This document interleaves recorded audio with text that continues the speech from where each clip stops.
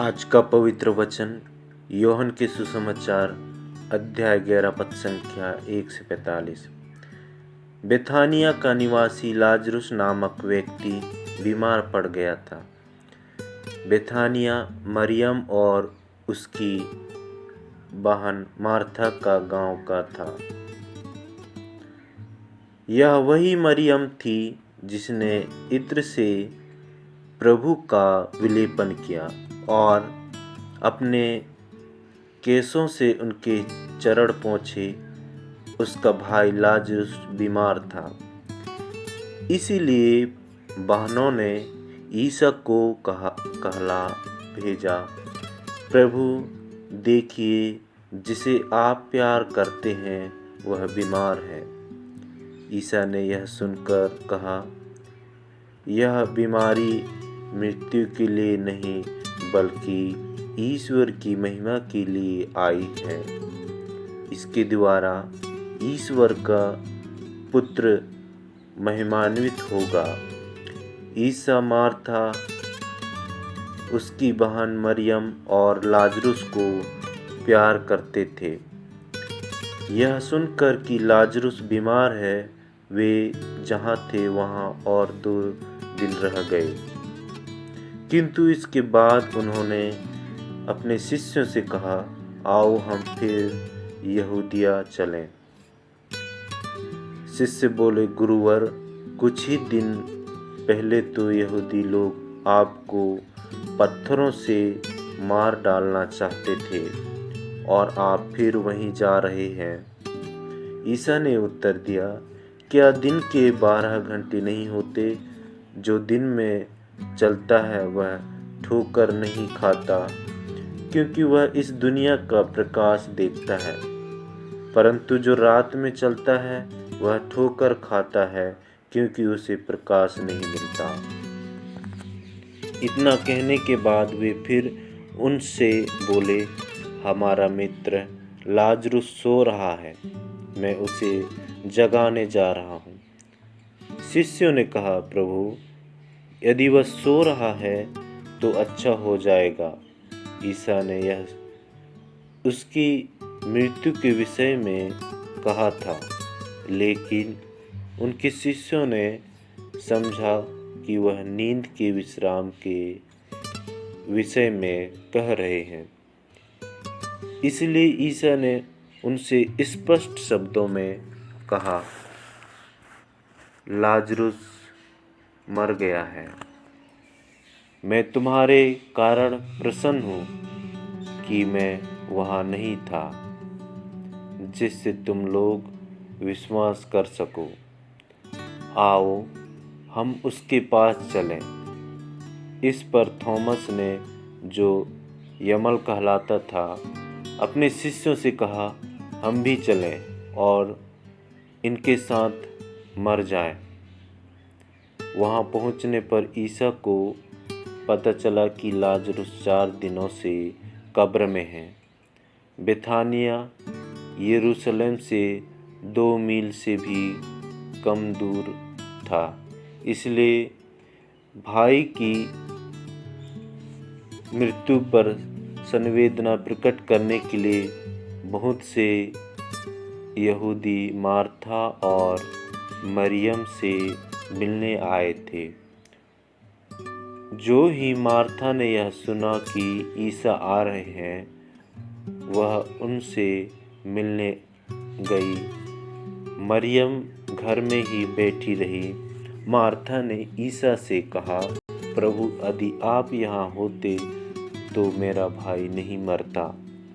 और मैं जानती हूँ कि आप अब भी ईश्वर से जो कुछ मांगोगे, ईश्वर आपको वही प्रदान करेगा।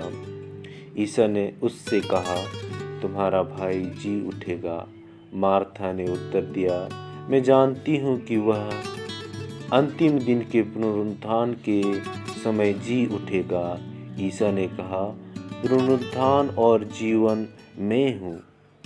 जो मुझ में विश्वास करता है वह मरने पर भी जीवित रहेगा, और जो मुझ में विश्वास करते हुए जीता है वह कभी नहीं मरेगा। क्या तुम इस बात पर विश्वास करती हो? उसने उत्तर दिया, हाँ प्रभु, मैं दृढ़ विश्वास करती हूँ कि आप वह मसीह ईश्वर के पुत्र हैं जो संसार में आने वाले थे।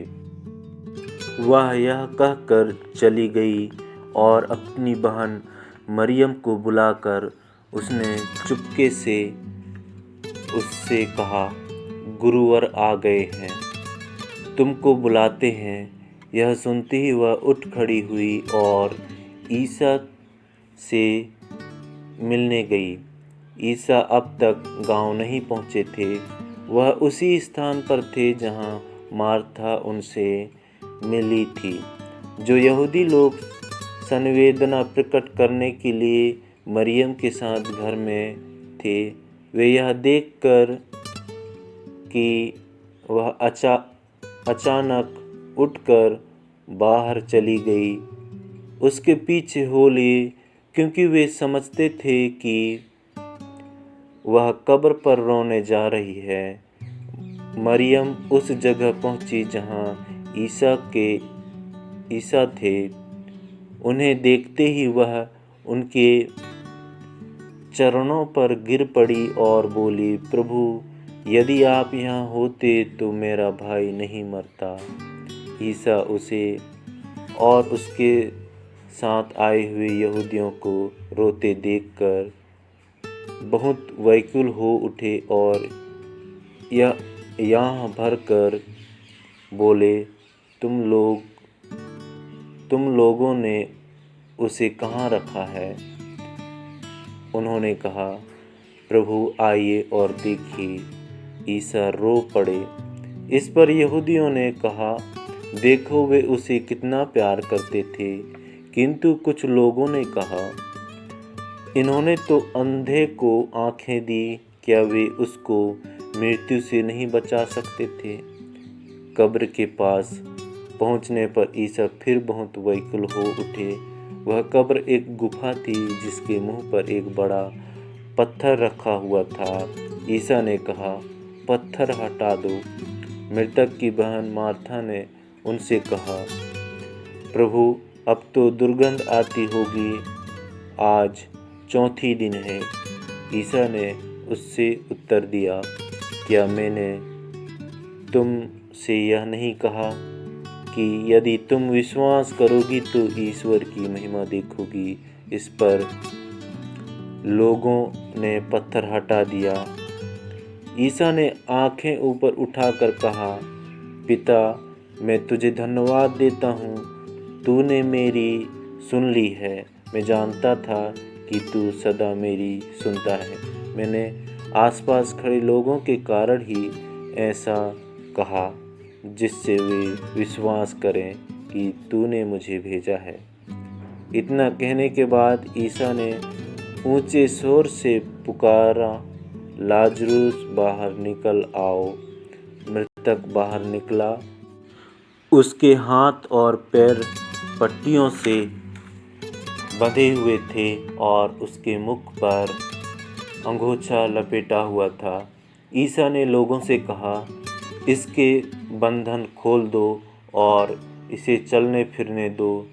जो यहूदी मरियम से मिलने आए थे और जिन्होंने ईसा का यह चमत्कार देखा, उनमें से बहुतों ने उनमें विश्वास किया।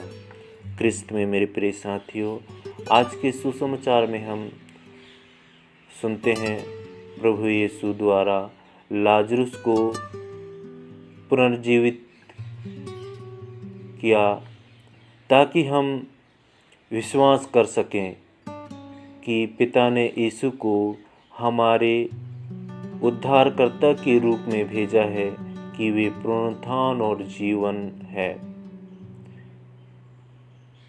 और जो भी यीशु में विश्वास करता है वह मृत्यु के बाद भी जीवित रहेगा, और जो कोई भी जीवित है और यीशु में विश्वास करता है वह कभी नहीं मरेगा। हम अपने बपतिस्मा के कारण ही यीशु के पुनरुत्थान में भाग लेते हैं। बपतिस्मा और पास्का जागरण के बीच एक अंतरंग संबंध है। जब हम यीशु के पुनरुत्थान का जश्न मनाते हैं। हम पास्का जागरण के दौरान अपने बपतिस्मा संबंधी वादों को नवीनीकृत करते हैं और दुनिया भर में विश्वास में परिवर्तित वयस्क पास्का जागरण के दौरान बपतिस्मा लेते हैं। क्योंकि हम बपतिस्मा के कारण यीशु के पुनरुत्थान में भाग लेने की आशा करते हैं, इसलिए यह बिल्कुल सही है कि बपतिस्मा पास्का जागरण के दौरान होता है, जब हम यीशु के पुनरुत्थान का जश्न मनाते हैं। लाजरुस का जी उठना हमें याद दिलाता है कि यीशु ने हमें बपतिस्मा में अनंत जीवन का वादा किया है। यीशु ने कहा, पुनरुत्थान और जीवन में हूँ, जो मुझ पर विश्वास करता है वह मरने पर भी जीवित रहेगा, और जो मुझ में विश्वास करते हुए जीता है वह कभी नहीं मरेगा। ख्रिस्त में मेरे प्रिय साथियों, हम ईश्वर को धन्यवाद दें क्योंकि आज हमें सुंदर वचन सुनने का अवसर मिला। प्रभु, हम आपको धन्यवाद देते हैं नए दिन के लिए, नए